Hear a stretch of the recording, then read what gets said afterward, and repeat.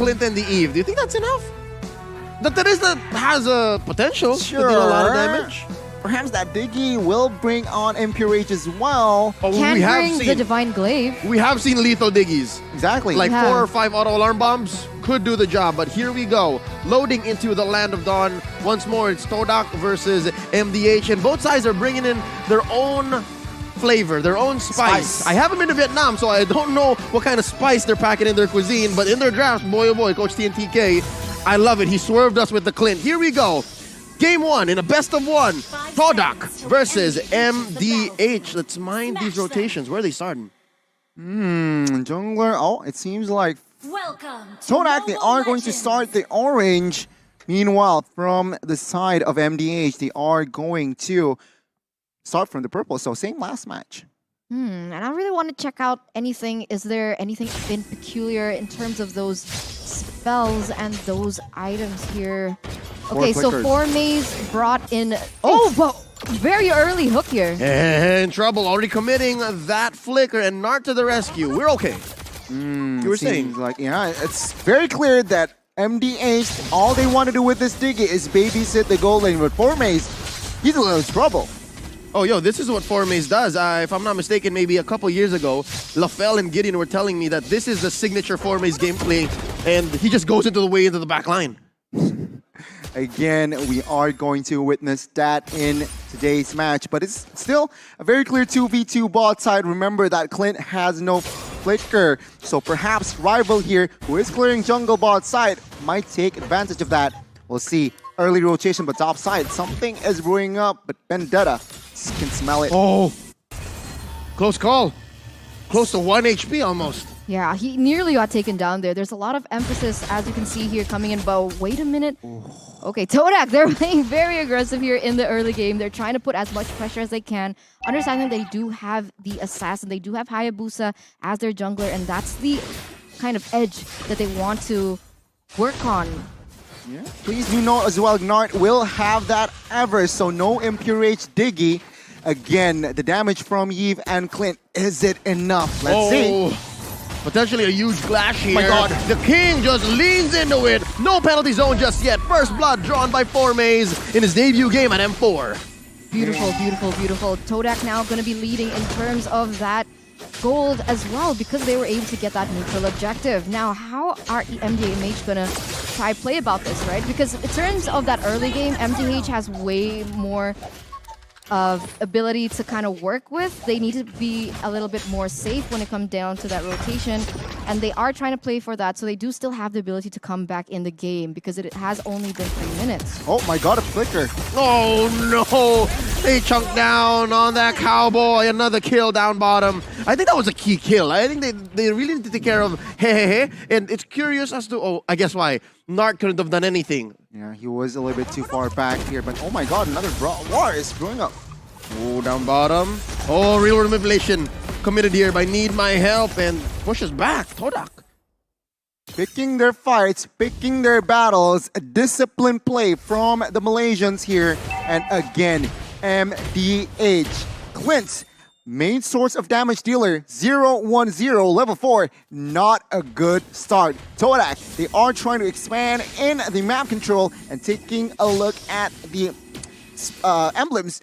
Nothing too significant, I guess, but take a look at Franco. He still wants more health regeneration, and of course, with that magic shot from Valentina, adds more cooldown. Again, the tempo has gone down. Why? Todak, they are very careful here in the early stages. They have the control, so not taking any gambles just yet. Oh, but here, Chico, guys, actually might get taken down in a 3v1. Oh, wow. He's still going to be able to get away, though. And on your point, it should have been that Clint had the upper hand in that lane, but because Todak have played so much to that bottom side, so much potential, but in the middle! Oh, Need My Help. He's the one who was calling for that. No one was helping him because that's a high and dry on Rival, so that was dealing more damage than it should have. He burned Flicker as well, so a lot of spell resource and ult was used for a defense, and still he gets taken down. Not a good rotation there from Need My Help. And perfect timing. Todak has to secure this turtle, no doubt. Ooh, they have to be careful here. And it does seem like King is trying to open up vision, but at this point, they won't be able to go for the objectives. And I think that was one of the keys to victory for MDH, right? Don't be afraid to lose the neutral objectives, but make sure you focus on those turrets. But even that, it's still very difficult to see them finding anything on the map. Yep, and can clearly say that as long as Turtle spawns on that side of the map, the XP lane, those dual lanes down bottom, Todak can just maintain the same amount of pressure. Like, it's not going to make much of a difference. Seems like here again, MDH, they are quite behind. 2,000 gold lead in the first 5 minutes. Not a fun game. Realizing, of course, hey, what is also being pressured. Oh, take a look at bot side though. Oh no, they came in way behind enemy lines. Chico Guy's in trouble. Now without taking first. It's a trade 1-for-1. Nart very low. Auto alarm bomb chasing Momo. And there was no minions to help him save him. And Yumski flickering on out. Here comes Rival from the back line. And he goes for the quad shadow. Cracking that egg. Down goes Nart. Down goes Yumski. Joga 2v1. Rival obliges him. And there goes a shadow kill. He's the only one here. That high and dry working hard for him. Triple kill for the rookie jungler. Beautiful, beautiful play, really coming out on top. I mean, that's exactly what the high and dry was built for. We knew that he was going to go for those pickoffs. We knew that he was going to go very aggressive, and that's being translated into his gameplay right now. In addition, he's also taken away that blue buff from MDMH, and look at the pressure once again in the mid side. MDH is having a tough time. Believe me, been there, done that. But every day above ground is a good day. Remember that. Oh no, but the king might not stay above ground for long. All right, so luckily enough, something tells me Formaze might be building hybrid. Because if this was a purely damaged Benedetta, could have spelled disaster for the mid lane. My God, indeed. Todak, 6 minutes and 3,500 goal lead. MDH, they need to figure something out.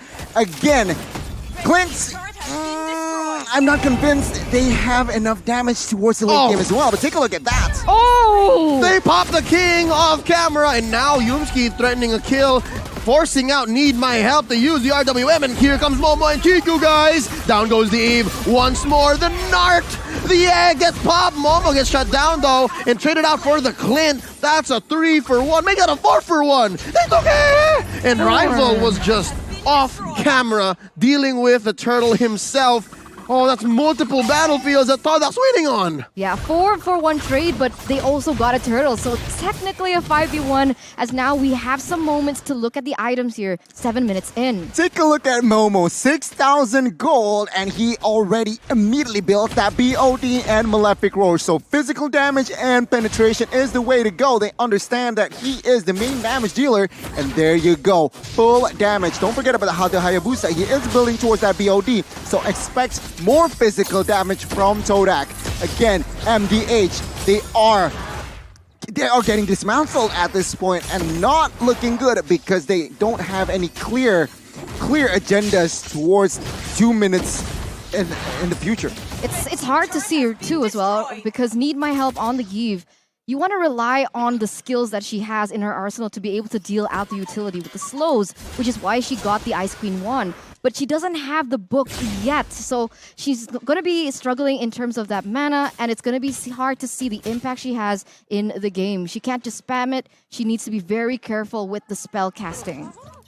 My goodness, again, Todak, they are just taking their time, trying to look for pickoffs. And again, they are doing the right approach here. MDH, what can they do is, again, they need something, perhaps a blunder from Todak that might just stay. Oh my God, top side. Oh, they engage up top, like the final blow underneath tier 2. And Rival almost takes down Nart. Chico, guys, finishes the job. Down goes the Diggy. Poppin' Clint.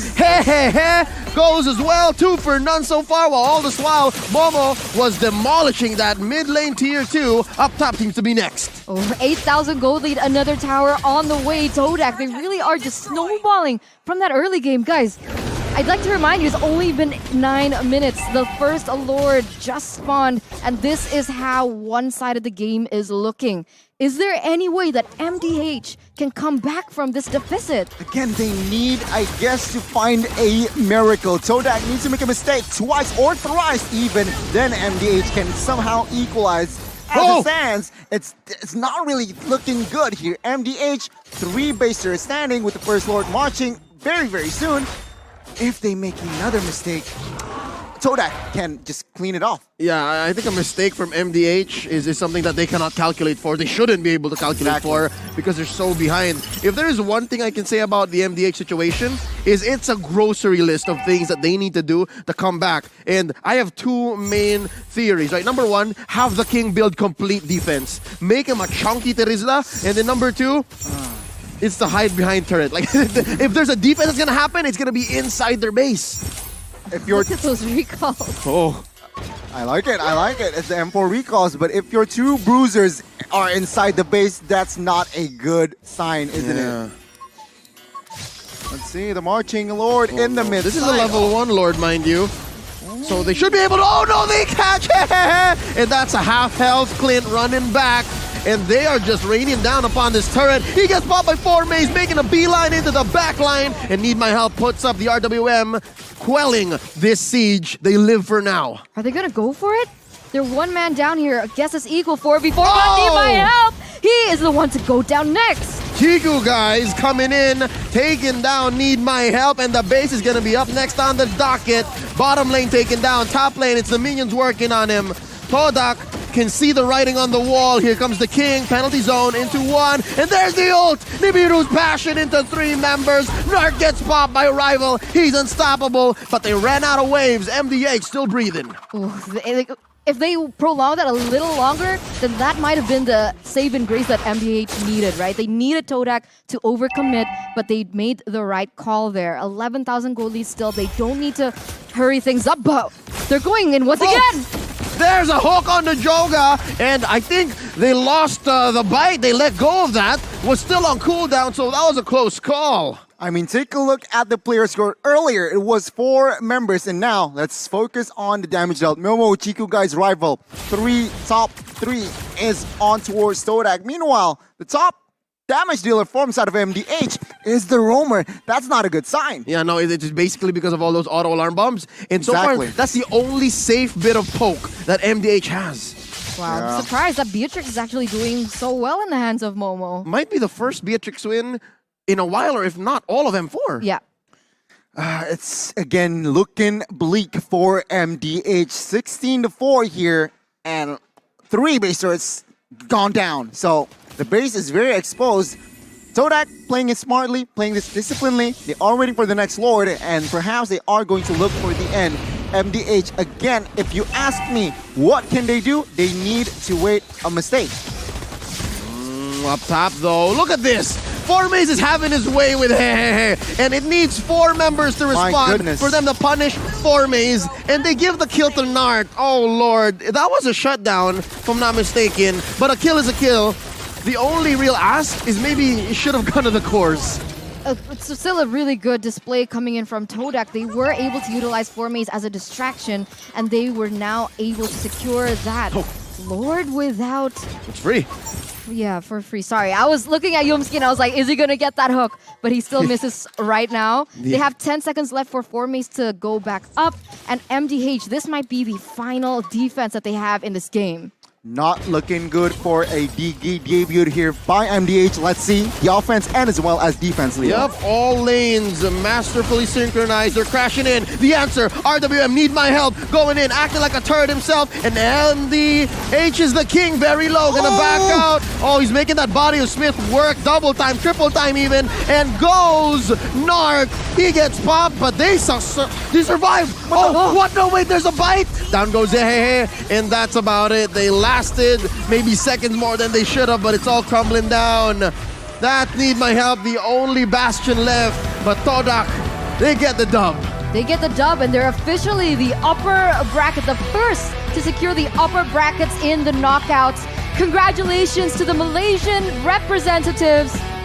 It was an amazing performance, very dominant, very disciplined towards the very end. The coaches' division are well executed by the players. 1-0 at Todak. My goodness, a convincing performance. And I feel like based on the 3 matches that we witnessed from Todak,